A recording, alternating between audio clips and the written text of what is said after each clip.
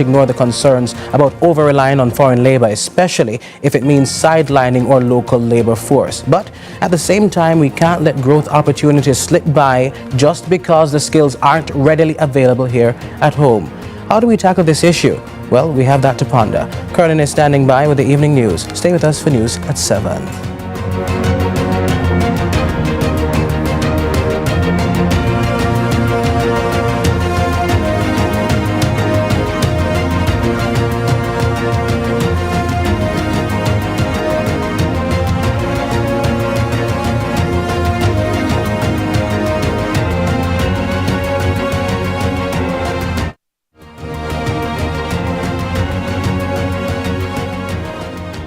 No more fear of missing out. CVM TV News is on YouTube. Get up-to-date news, sports, and business content at CVM TV News anytime, anywhere. Subscribe now to CVM TV News to see it happen.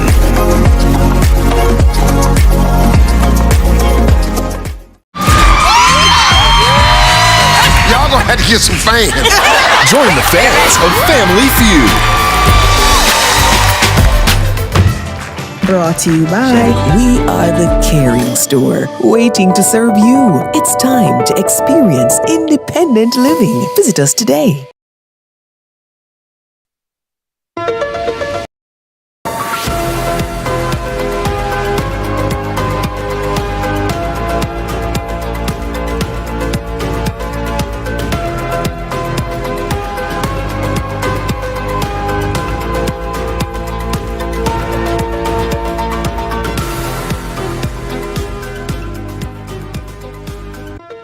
It's Friday, November 29, 2024. This is CVM News at noon. I'm Ramon Gordon. The Major Organized Crime and Anti-Corruption Agency, MOCA, has arrested 3 people in connection with a $17 million fraud investigation at Hard Trust NSTA. The arrest took place during simultaneous operations in Montego Bay and Portmore this morning. One suspect was detained in Portmore while 2 others were held in Montego Bay. Several items were seized during the searches, and the suspects are expected to be charged today. More details to come. Accusations over the December 2023 oil spill in the Rio Cobre have raised concerns among Bogwalk residents. However, a fresh issue has emerged. No clear explanation for the abrupt dismissal of the case, with pollution charges against Tradewinds Citrus Limited seemingly settled behind closed doors. More from Curlin Brown. On Tuesday, when a NEPA representative informed the court the case would be withdrawn based on a confidential agreement reached between the Natural Resources Conservation Authority, the NRCA, NEPA, and the company, it was a shocker to the people in the pews who had spilled over to the Jamaica Environment Trust. They were present and they were shocked by what they heard in court. And the fact is, they're concerned that they weren't even considered. They weren't even engaged. And they had actually asked to be engaged when there was our initial consideration for some form of settlement a few weeks ago. They asked to be included and they were denied. So the fact is, I'm not quite sure in whose interest NEPA is operating in. The opposition PNP has added a voice to the outcry from the watchdog group. Shadow Minister of Environment and Ecological Heritage, Senator Sophia Fraser-Binns, also questioning the reasons behind the decision to discontinue the case and the demand for the details to be made public. They would have only have taken this decision if they had a case, or they would only have intended to go this route if they had a case, or if they felt they had a case. So I'm a little shocked that they would have now changed their mind midstream. The fact is, the Rio Cobre is used by thousands of people, directly and indirectly. And the environmental regulatory authority is there to protect the river, to protect the environment and those that use it. And so to turn around and make a secret deal that the public is not aware of, this is just something that we really cannot stand for.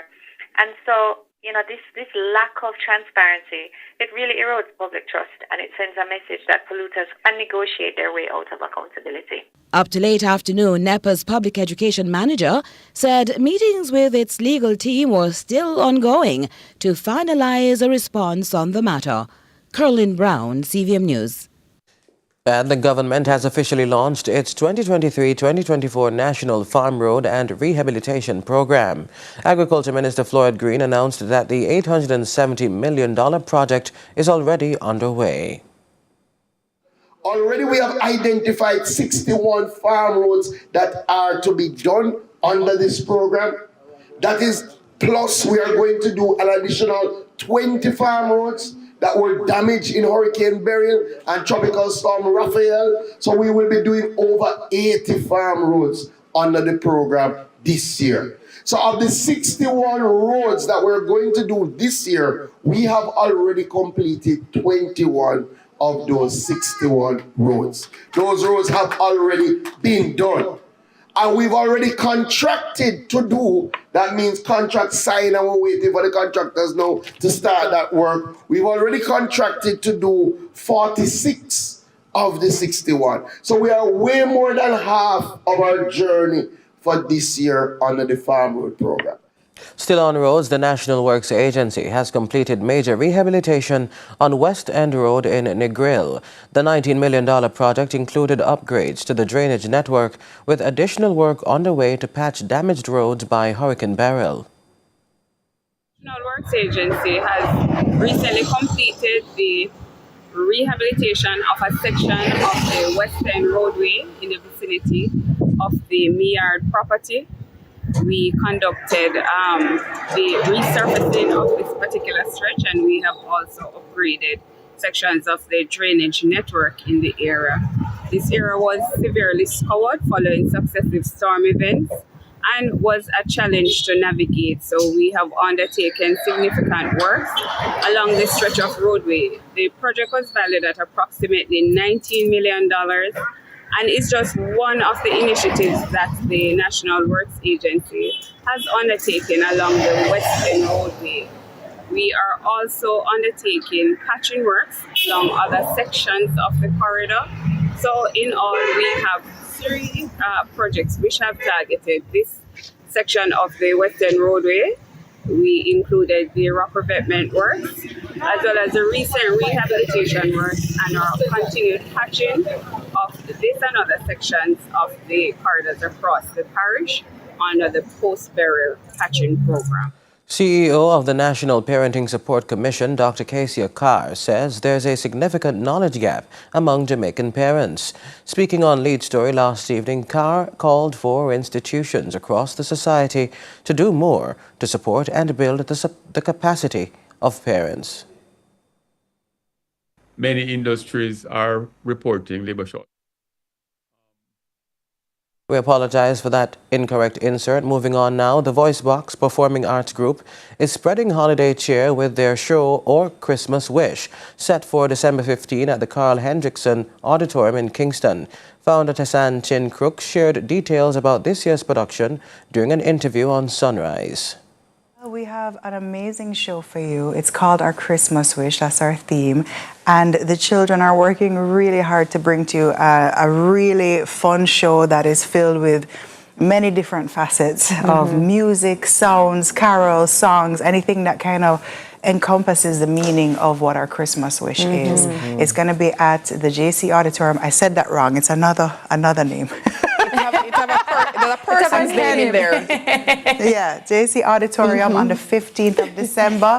Gates open at 6 and showtime is at 7:30. Tickets will be available at Fontana and Copycat. We have made it in a way that, you know, it's wonderful to see the youth of Jamaica highlighted in a way where their gifts are coming to the forefront and they're using their gifts in service, and I am so proud of what they're doing so far. I see them in rehearsal, and let me tell you, they're working hard. They are. And on a little dega rehearsal. Yeah. They're basically in rehearsal every day after school and Saturdays.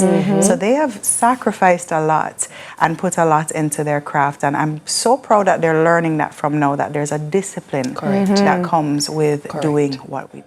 More CVM News at noon after this.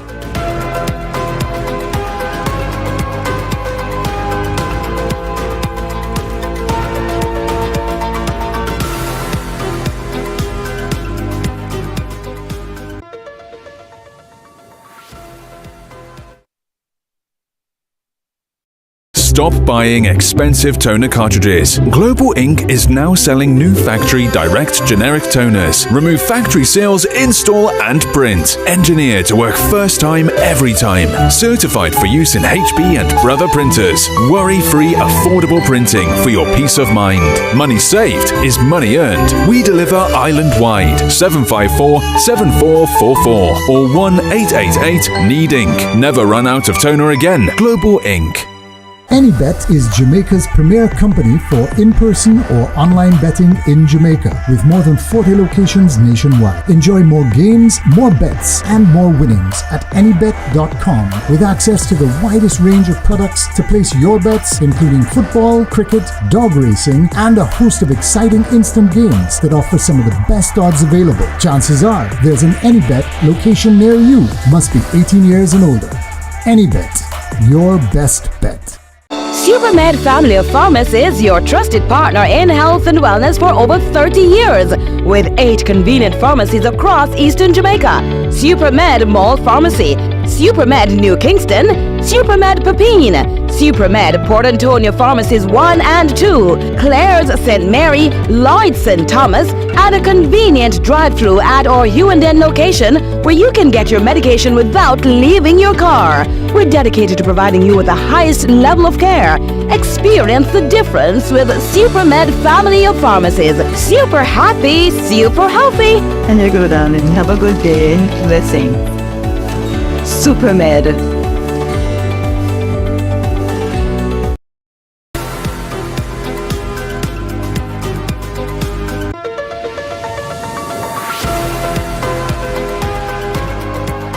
Welcome back. It's now time for our discussion segment.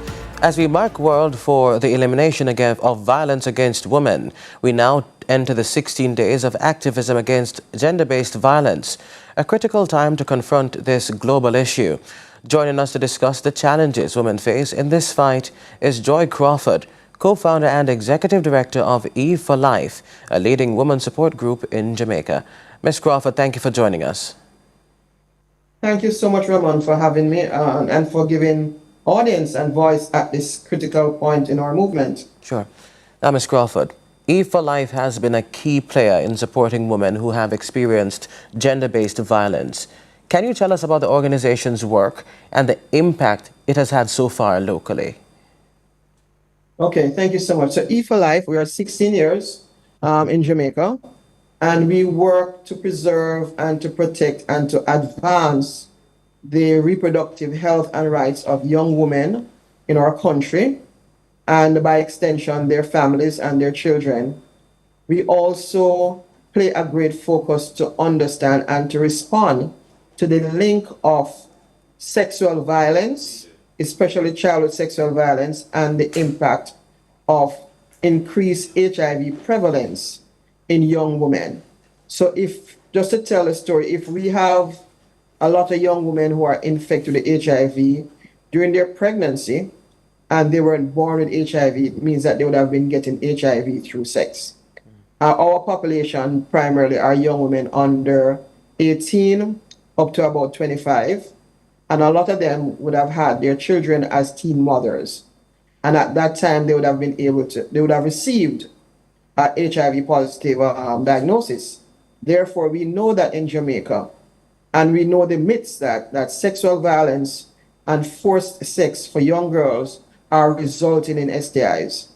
We also look at the issue of how unplanned pregnancy enter their lives, And so all of these issues for us are coming together to say we must stand in the gap and to lead on a discussion that says violence, sexual violence in particular, in our country must stop if we are to protect and to preserve the well-being of our girls. That's a mighty gap to fill. What do you see as the most pressing challenges in addressing gender-based violence in Jamaica? I think through our lens, we still need to recognize that, one, the issue of gender is yet to be accepted for what it is. Gender is not a woman issue. Gender-based violence is not a woman issue. It's an issue that says we have a culture in which gender norms and gender perceptions allow men and women, boys and girls, to experience violence because of that. And by virtue of what happens to the younger girls who have less agency, the young women who have less capacity, is that the way our society constantly vilify and marginalize their worth. So again, in layman's term, the girl who gets pregnant in our country and she's not yet 18 is considered to be a bad girl, a loose girl. She must have seduced some married man, or it would have been her fault, or why didn't she close her legs? Why didn't she say no? So the burden is placed on her and not on perpetrators. Ms. Crawford, how do we challenge that understanding though?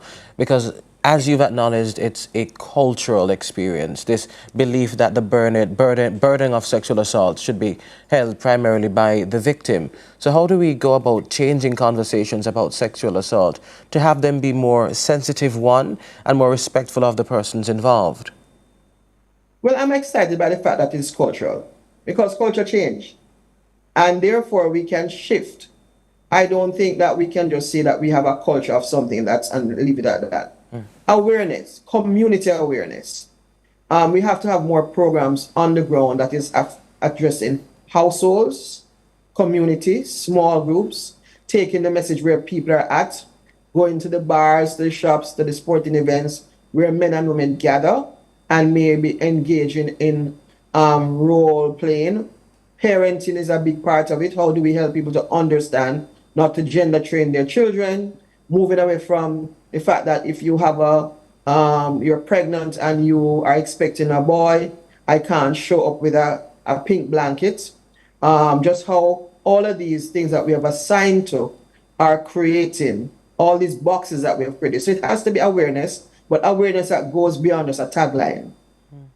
Ms. Crawford, some women, when they experience these episodes, and I'm going to say men also, because let's not forget that men are also sexually abused, they're afraid to go and report these instances to the authorities. We've spoken a little about the rationale behind that earlier. We spoke to culture and some other variables.